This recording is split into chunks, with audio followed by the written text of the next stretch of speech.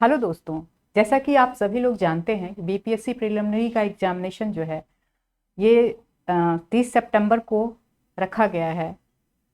तो आप सबका प्रीलिम्स की तैयारी तो चल रही होगी। उस संदर्भ में आप देखेंगे कि जो क्वेश्चंस होते हैं, जो प्रीवियस ईयर के क्वेश्चंस होते हैं, वो काफ़ी इंपॉर्टेंट होते हैं। अगर आप प्रीलिम्स का क्वेश्चन सॉल्व करते हैं तो अगर आपने प्रीवियस ईयर के क्वेश्चन को सॉल्व किया है तो दो चीज़ें आपको होती हैं। एक तो ये कि क्वेश्चन कैसे आ रहे हैं, मतलब क्वेश्चंस का क्या पैटर्न है और कहाँ से कितने क्वेश्चन आ रहे हैं, आपको ये मालूम पड़ता है। दूसरा ये कि जब आप पढ़ते हैं तो आपको ये पता चलता है कि हाँ, ये क्वेश्चन जो है यहाँ से पूछा जा सकता है। तो आप उस फैक्ट पे ध्यान देते हैं कि इस जगह से ये क्वेश्चन पूछा जाता है, तो इसको हमको प्रिलिमिनरी के एग्जामिनेशन के हिसाब से आपको बहुत अच्छे से देख लेना है। तो इस संदर्भ में हम आज से देख रहे हैं, आज से कोशिश करेंगे कि आपको जो प्रीवियस ईयर के क्वेश्चंस आए हुए हैं उसको गो थ्रू करने की कोशिश करेंगे ताकि आप समझें कि कैसे क्वेश्चन पूछे जा रहे हैं। तो आप 69th बीपीएससी के क्वेश्चन को आपने देखा होगा। उसमें आपने देखा होगा कि कितने क्वेश्चन कहाँ से पूछे गए हैं। सबसे पहले आप देखिए कि आपके 30 क्वेश्चन जो हैं साइंस, साइंस टेक और करंट से मिक्स क्वेश्चन पूछे गए हैं। मिसलेनियस करंट और बिहार से 20 क्वेश्चन पूछे गए हैं। हिस्ट्री, जिसमें कि बिहार का हिस्ट्री भी शामिल है, 20 क्वेश्चन पूछे गए हैं। ज्योग्राफी, जिसमें वर्ल्ड ज्योग्राफी, इंडिया का ज्योग्राफी, प्लस आप देखेंगे कि बिहार के ज्योग्राफी का कुछ पोर्शन है वो पूछा गया है आपका 20 क्वेश्चन। फिर पॉलिटी, जिसमें कॉन्स्टिट्यूशन भी है और करंट से जो पॉलिटी के क्वेश्चन है वो भी इसमें रिलेट करके पूछे गए हैं, 20 क्वेश्चन है। इंडियन इकोनॉमी, इंडियन इकोनॉमी से क्वेश्चन ज़्यादातर करंट के होते हैं, बेसिक से मिला के उसको करंट से पूछा जाता है। उसके बाद मॉडर्न हिस्ट्री से 15 क्वेश्चन है और मैथ से आपके 10 क्वेश्चन हैं। तो इन सब क्वेश्चंस को अगर आप देखेंगे तो आपको ये समझ में आएगा कि ये क्वेश्चन कहाँ से पूछे जा रहे हैं। तो देखिए, इस संदर्भ में पहला प्रयास हम कर रहे हैं कि आपको ज्योग्राफी के क्वेश्चन को दिखाएं कि कहाँ से क्वेश्चन पूछे गए हैं और किस प्रकार के क्वेश्चन हैं। तो सबसे पहला क्वेश्चन देखिए, इसमें लेक विक्टोरिया के बारे में पूछा गया। लेक विक्टोरिया के बारे में 4 फैक्ट दिए गए हैं, जिसमें से पूछा गया है आपको कि इनमें से कौन इनकरेक्ट है। जब हम आंसर बनाते हैं तो हम होता क्या, हम बहुत प्रेशर में होते हैं और हमको पता ही नहीं रहता है कि ये करेक्ट पूछा गया, इनकरेक्ट पूछा गया। तो सबसे पहले स्टेटमेंट को भी आप, ये क्वेश्चन को भी जरूर देखिए कि ये करेक्ट पूछ रहा है या इनकरेक्ट पूछ रहा है। तो देखिए, इसके बारे में जो 4 फैक्ट है क्या है। पहला है कि थर्ड लार्जेस्ट फ्रेश लेक का, ये जो वाटर का फ्रेश लेक, जो फ्रेश वाटर का लेक है, ये पूरे वर्ल्ड में मतलब ये थर्ड लार्जेस्ट है, ये एक फैक्ट दिया गया है। दूसरा दिया गया है कि ये अफ्रीका का ग्रेट लेक में है। उसके बाद क्या है आपका, इसके कितने कंट्री से बॉर्डर लगते हैं, ये मैप से देखिए सारे क्वेश्चन आपके।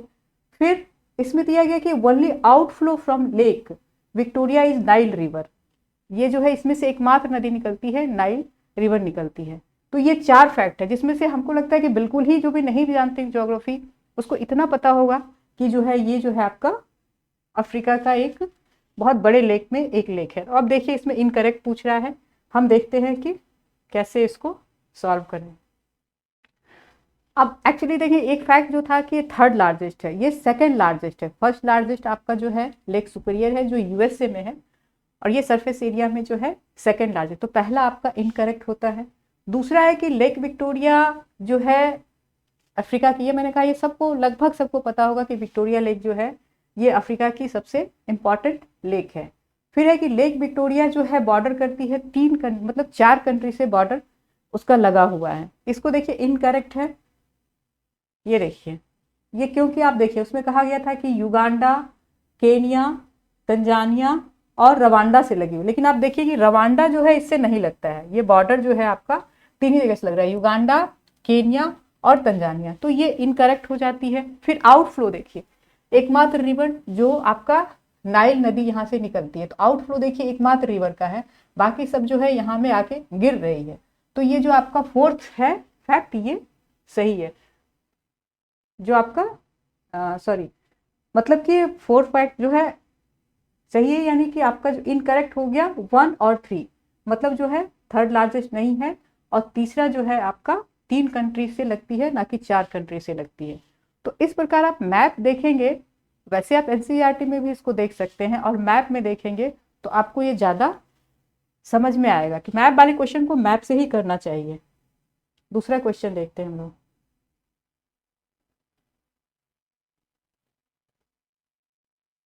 दूसरा क्वेश्चन है आपका, heat wave is considered the maximum temperature of station reaches at least 30 degree और मोर फॉर प्लेन्स। दो जगह दिया गया, हिल रीजन का दिया गया है, मैक्सिमम टेम्परेचर कहाँ आएगा, तब हम कहेंगे 40 डिग्री तब, और जब ये प्लेन एरिया में 30 डिग्री को क्रॉस करेगा या ज़्यादा होगा तब कहेंगे। तो आप ये देखिए कि एक तो हीट वेव जो है, एवरेज टेम्परेचर जो है पूरे अर्थ का बढ़ रहा है, तो ऐसे में हीट वेव आप देखेंगे बहुत ज़्यादा महत्वपूर्ण हो गया है, क्योंकि इस बार भी आपने देखा होगा बिहार में भी बहुत ज़्यादा डेथ हुई है उससे। तो हीट वेव जो है अगर टेम्परेचर में सडन मतलब जो वहाँ का टेम्परेचर 4 से 4.5 डिग्री 5 डिग्री बढ़ जाता है तो उसको हीट वेव कहा जाता है। तो इसमें पूछ रहा है कि कौन सा कथन जो है करेक्ट है। तो देखिए, सबसे पहली बात तो कि हिली रीजन में आप जाएंगे, वैसे भी वहाँ पे जो है एवरेज टेम्परेचर कम है, और जो प्लेन रीजन होता है उसमें ज़्यादा होता है। तो जस्ट अगर टेम्परेचर को आप देखेंगे तो रिवर्स कर दिया गया। तो अगर हम देखेंगे कि हिली रीजन में अगर हीट वेव है तो उसको 30 या उससे ज़्यादा क्रॉस करेगा तब उसको कहेंगे, जबकि प्लेन रीजन में जब कहेंगे 40 डिग्री होगा या उससे ज़्यादा होगा तब उसको हम हीट वेव कहेंगे। तो दोनों में से कोई कथन इसमें सही नहीं दिया गया है। देखिए, ये करंट से जुड़ा हुआ और ज्योग्राफी के क्वेश्चन है। अब देखिए, ये जो है पूरी तरह से आपका फैक्चुअल क्वेश्चन है। इसमें क्या है आपका कि एक्सप्लोरर है, लिस्ट दिया गया है, दूसरा का दिया गया बर्थ प्लेस दिया गया। हो सकता है कि बहुत लोगों को नहीं पता हो इसके बारे में, और मुझे लगता है कि इसमें बहुत इंपॉर्टेंट लोग हैं उनके बारे में, जैसे कोलंबस का नाम सबने सुना होगा, जैकस कार्टियर का नाम कम लोगों ने सुना होगा, लेकिन मैगलन का नाम सुना होगा। तो ये दो लोग आप लोग को लग रहा होगा कि हम जानते हैं, लेकिन अगर ज्योग्राफी के अगर किताब बुक को देखेंगे तो ये सबका नाम मिलेगा, और खासकर जब एक्सप्लोरर पढ़ते हैं हम तो इसमें देखिए, इसमें दिया गया बर्थ प्लेस कहाँ कहाँ है, और इसमें उसके बाद दिया गया है कि कौन सा इसका जो है सही है। अब देखिए, क्रिस्टोफर जो कोलंबस थे वो इटली के रहने वाले थे, बर्थ प्लेस था उनका। जैकस कार्टियर ये फ्रांस में इनका बर्थ था। सन फ्रांसिस ड्रैक जो थे वो यूनाइटेड किंगडम, और मैगलेन जो थे पुर्तगाल के रहने वाले थे। इसके बारे में कुछ और भी फैक्ट दिया है मैंने, जो कि आप देख के और कुछ भी क्वेश्चन अगली बार अगर पूछे तो आप देख सकते हैं। देखिए, ये जो है क्रिस्टोफर कोलंबस जो थे ये इटली के थे। उसके बाद इन्होंने क्या किया था, अमेरिका का पहली बार जो खोज किया था अमेरिका का, ये कोलंबस ने किया था। फिर कार्टियर ये फ्रांस के थे, और ये थे एक गल्फ ऑफ लॉरेंस और सेंट लॉरेंस जो रिवर है उसका खोज किया था। फिर आप देखेंगे कि ये सैन फ्रांसिस ड्रैक, इन्होंने भी पृथ्वी पे चक्कर लगाया था, इसलिए इनका नाम फेमस है। फिर आप देखेंगे मैगलन, लेकिन सबसे पहला अगर पूरे पृथ्वी का चक्कर लगाने वाला था कोई तो वो मैगलन थे। तो इस तरह से देख सकते हैं कहाँ के रहने वाले थे, क्या क्या काम किया था और किस ईयर में किया था। तो इससे आपके बहुत सारे क्वेश्चन फैक्चुअल सॉल्व हो जाएंगे। तीसरा क्वेश्चन देखिए, एक क्वेश्चन है ये, जो एमिरेट्स है यूएई उसमें कौन कौन सा जगह शामिल है। अगर आप देखेंगे तो ये क्वेश्चन यूपीएससी में भी क्वेश्चन ये पूछा गया है, और आप इस सब में नाम अगर किसी का जानते होंगे तो बहुत ज़्यादा, रियाद का नाम सुना होगा, बहरैन का सुना होगा, शारजाह का सुना होगा, दुबई का सुना होगा, आबू धाबी का सुना होगा। लेकिन ये क्वेश्चन है कि यूएई का एमिरेट में कौन कौन सा शामिल है। देखिए, ये जो है 7 एमिरेट्स को मिलके यूएई बना है, जिसमें कि अबू धाबी है, दुबई है, शारजाह है, उसके बाद अजमान है, उम्र अल कुवैन है, फुजराई है एंड रस अल खमे है। तो इसमें जो आंसर में होगा Abu Dhabi, Dubai, Sharjah, Ajmer और उम्र खुवैन और फुजराई और उसके रस ए खमै, ये जो आपका आंसर है एक में जो दिया गया है वो सही है इसमें। अब देखिए, ये जो है मैप देखिए, हो सकता है कि अगली बार ये क्वेश्चन मैप में दे दे कि ये कौन सा है, ये दुबई यहाँ पे 1 नंबर कर दे, ये शारजाह को 2 नंबर कर दे, ये कौन सा जगह है। फिर ये यहाँ पे हो सकता है कि लैंड से कौन कौन घिरा हुआ है वो जगह है।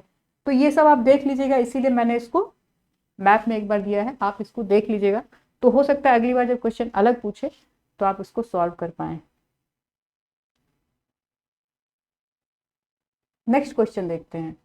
अब देखिए, the river Swarna Rekha originate near which of the following village. Swarna Rekha नदी आप लोग को पता है, ये पहले बिहार झारखंड जब एक था तब तो हम लोग जानते ही थे, अब लेकिन ये झारखंड में आप देखेंगे कि है नदी, और बहुत इंपॉर्टेंट है ये नदी।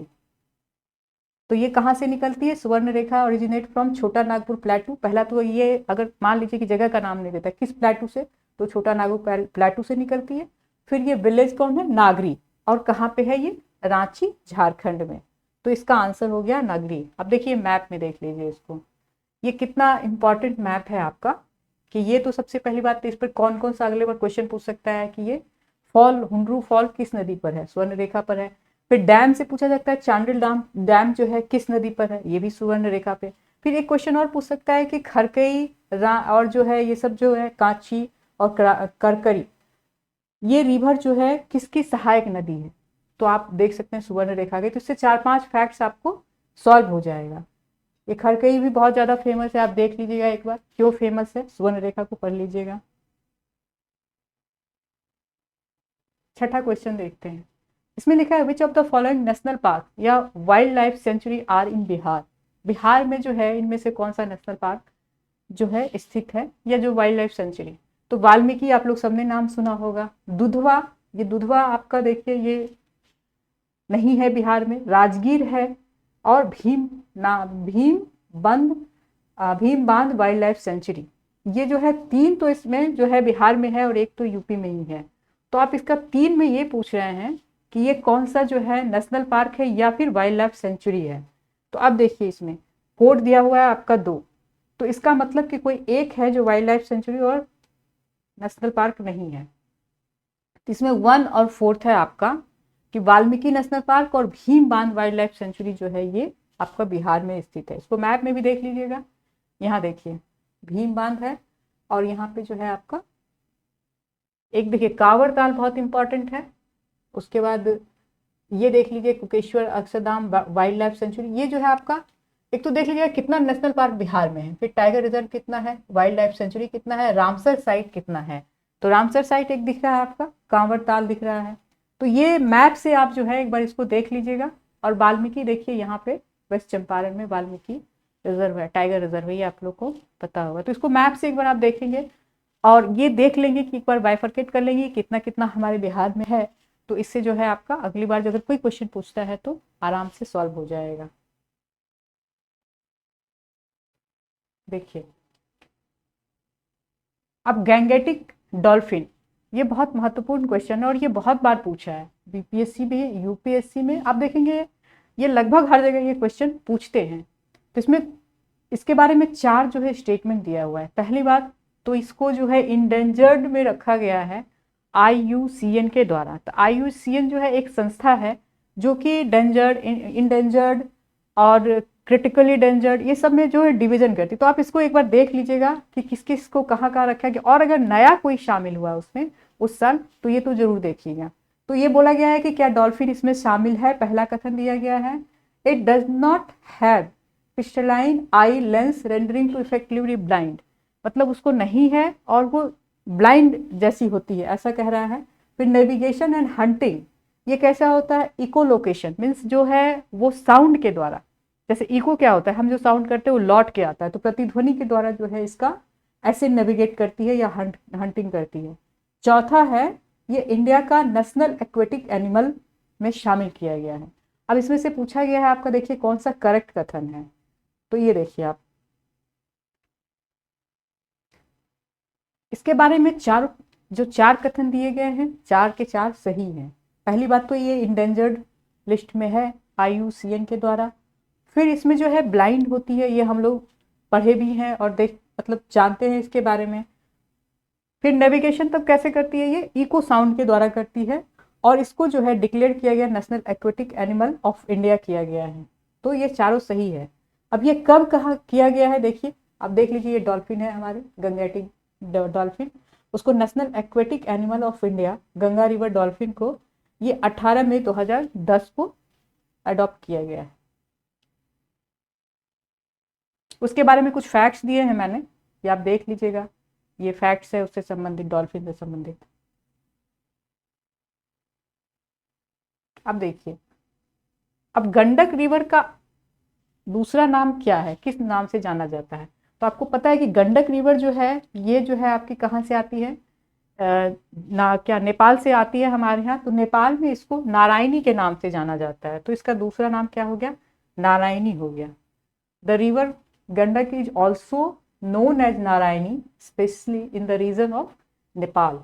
तो ये देखिए यहाँ दो नदी से मिलती है, तो यहाँ से देखिए यहाँ से आती है और यहाँ पे ये दो नदी मिलके ये नारायणी कहलाती है। और यहाँ पे जो है वेस्ट चंपारण में ये भारत मतलब बिहार में आती है।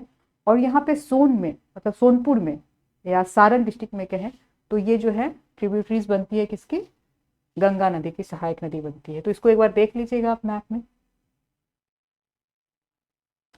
फिर आपका है कि gold is found in which of the following district in Bihar. आपको पता है कि नया जो अभी हम लोग पढ़ रहे हैं कि बिहार में बहुत ज़्यादा जो सर्वे किया गया उसके हिसाब से गोल्ड माइंस मतलब है भारत बिहार में बहुत ज़्यादा। तो इसमें कौन सा डिस्ट्रिक्ट है, ये करंट से जुड़ा हुआ क्वेश्चन है आपका। तो ये देखिए जमुई डिस्ट्रिक्ट है जिसमें कि रिपोर्ट किया गया है कि बहुत ज़्यादा वहाँ पे गोल्ड है। अब इसको केजीएफ ऑफ बिहार कहा जा रहा है क्योंकि ऐसा माना जा रहा है कि इंडिया का 44% गोल्ड रिजर्व जो है बिहार में जमुई में। इंडिया का सोच लीजिए अगर ये सही है और अगर ये सच में निकालना शुरू होता है खदान से, तो आप सोच लीजिए बिहार वैसे ही हम लोग का बहुत रिच हो जाएगा। अब देखिए Triveni canal has been constructed on which of the following rivers. Triveni canal जो है कौन से रिवर, मैंने बोला था कैनाल हो, डैम हो, ट्रिब्यूटरीज हो, ये सब रिवर के बारे में जब पढ़िए तो इस फैक्ट को आप जरूर देखिए।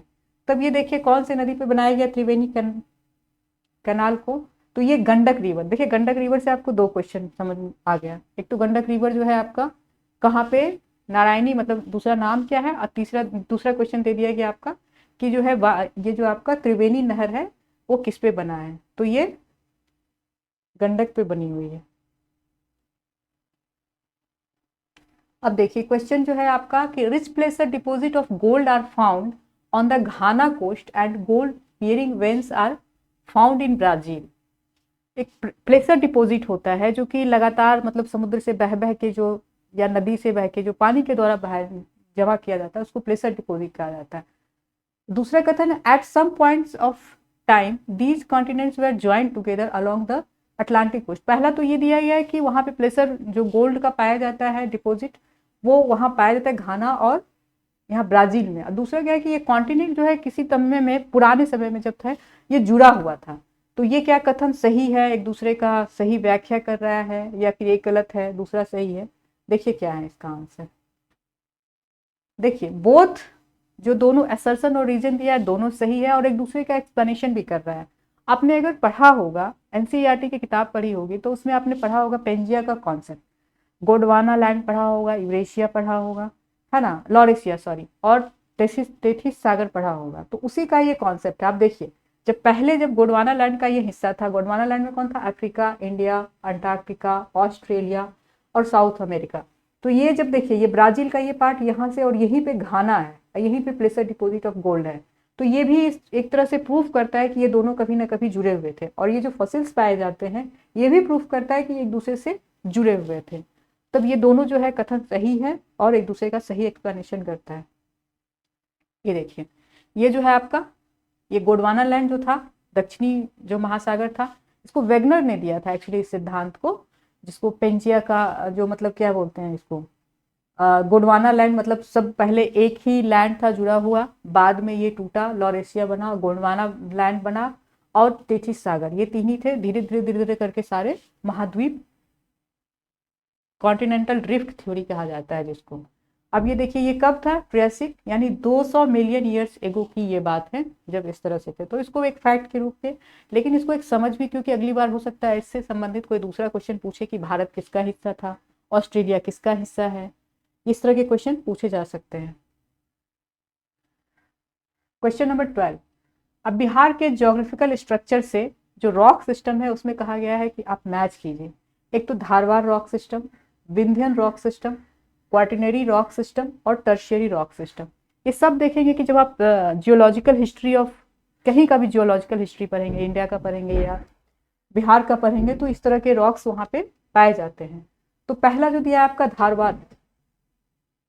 अब ये कह रहा है कि कौन एक दूसरे से मैच करता है। तो पहला जो दिया है कि deposition of alluvial by Himalaya and peninsular river. दूसरा है आपका वेस्ट चंपारण डिस्ट्रिक्ट में किसको पाया जाता है। उसके बाद ओल्डेस्ट आर्कियन रॉक सिस्टम, तो सैंडस्टोन, लाइमस्टोन, डोलोमाइट, क्वार्टराइज सेल किसका है। तो इससे आपको मैच करना है कि किस जो रॉक सिस्टम है कौन कौन सा उसकी प्रॉपर्टीज है। देखिए धारवाड़ जो है सबसे ज्यादा ओल्डेस्ट आर्कियन सिस्टम का रॉक है ये। विंध्यन क्या है आपका, ये सैंडस्टोन, लाइमस्टोन, डोलोमाइट, क्वार्टजाइट और सेल इसमें पाया जाता है। क्वार्टिनरी रॉक सिस्टम मतलब जो सबसे लास्ट में बना है, तो आप देखेंगे कि सबसे लास्ट में कौन सा बना है। आप जो एल्यूवियम प्लेन है, मीन्स जो गंगेटिक प्लेन है, आप वो सब देखेंगे जो एलुवियल सॉइल है सबसे नया है। उसके बाद टर्शियरी, तो वेस्ट चंपारण, देखिए हिमालय का थोड़ा सा रीजन वहाँ पे मिलता है, इसलिए जो है टर्शियरी, उसको वेस्ट चंपारण डिस्ट्रिक्ट को टर्शियरी काल का बोला जाता है। तो ये देख लीजिए आप, बिहार का अगर आप जियोलॉजिकल हिस्ट्री देखेंगे तो कौन कौन सा रॉक है, ये टर्शियरी रॉक का यही सिस्टम है। देखिए वेस्ट चंपारण का यही हिस्सा है।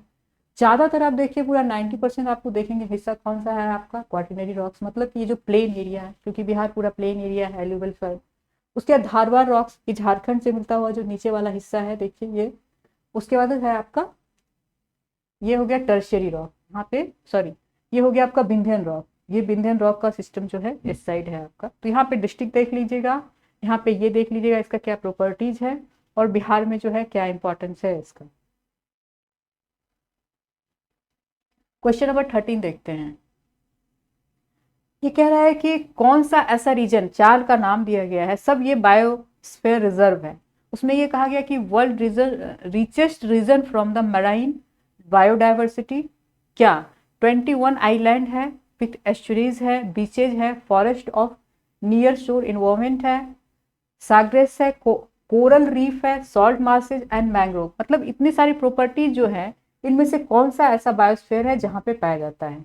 तो आप देखेंगे गल्फ ऑफ मन्नार के बारे में देखेंगे तो बहुत सारा, मतलब वहाँ पे सारी प्रॉपर्टीज यहाँ पे पाई जाती है। गल्फ ऑफ मन्नार जो है बहुत इंपॉर्टेंट है बायो रिजर्व के रूप में।